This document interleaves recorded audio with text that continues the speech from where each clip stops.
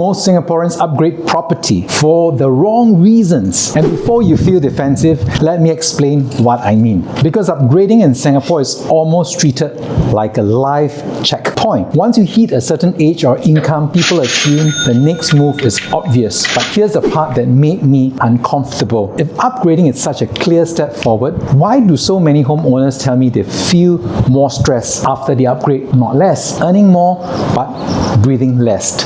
Living in a nicer place, but feeling more trapped every month. That's why I realize a lot of people don't upgrade because the move is right. They upgrade because staying put feels awkward.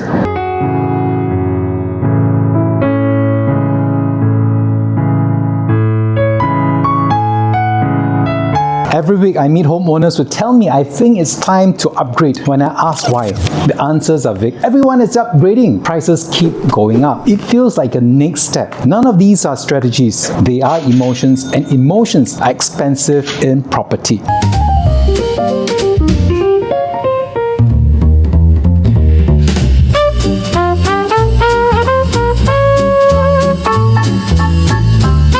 I want to be clear, this is not an anti-upgrade video. Upgrading can be a very good move, but only when it's done for the right reasons. What worries me is how many people upgrade without understanding what they are committing to for the next 20 or 30 years. This video exists to slow you down before you make a decision that's hard to reverse.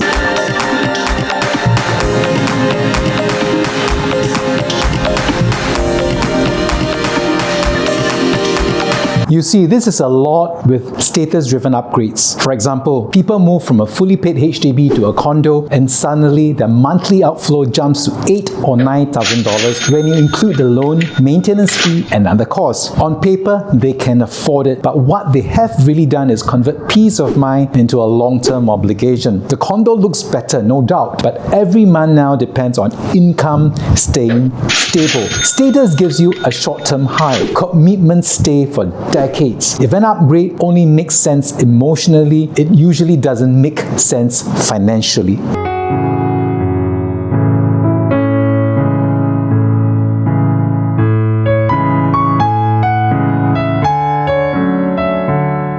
Most people don't ask what they are trading away. Higher monthly payments, maintenance fee that never stop, less room for mistakes, less freedom to take risks in your career or life. An upgrade that upgrades your address but downgrades your flexibility is not progress. It's pressure disguised as success.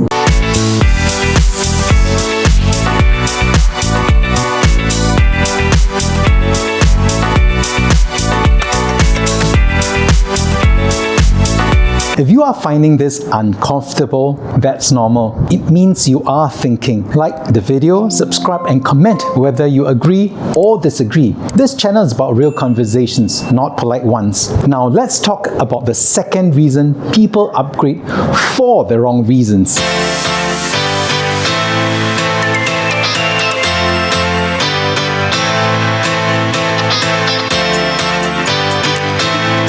Fear usually shows up disguised as urgency. I've seen homeowners rush into an upgrade because prices were rising, only to realize later that their monthly buffer was almost gone. Suddenly, a job change feels risky. Taking a break feels impossible. Even a medical issue becomes stressful, not because of the illness, but because the bills don't stop. The upgrade didn't fail because the market crashed. It failed because there was no room for error. Fear makes people plan for best case scenarios. Property requires you to survive worst case once.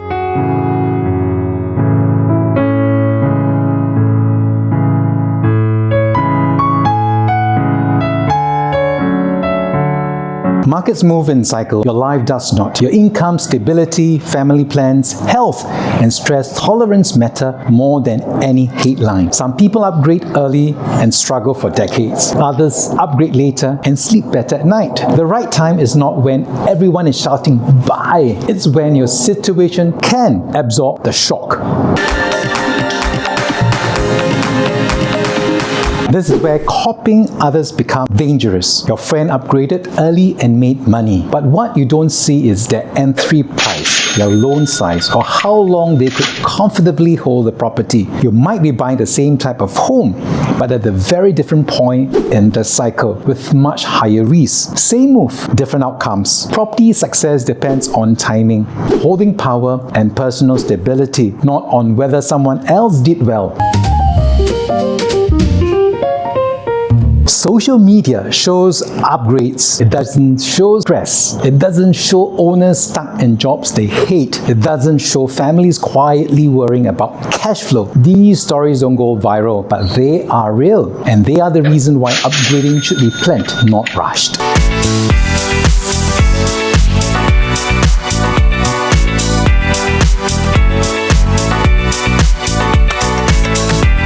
Here's my honest view. An upgrade should strengthen your position, not weaken it. It should give you more options, not fewer. If the upgrade makes you anxious every month, that's not ambition, that's fragility. Sometimes the smartest move is to stay put and build strength first. Patience is also a form of strategy.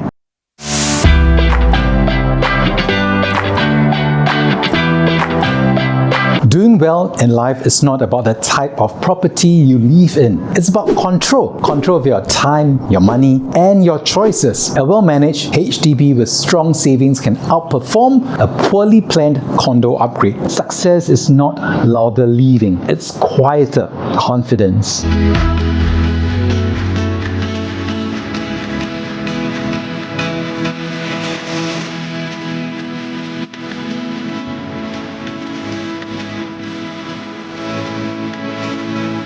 So let me ask you this honestly. If upgrading meant a nicer address but 10 to 15 years of tighter cash flow, would you still do it? Or would you rather stay put a little longer and keep your freedom? Drop your thoughts in the comments. There's no right answer here. Only the one you can live with comfortably.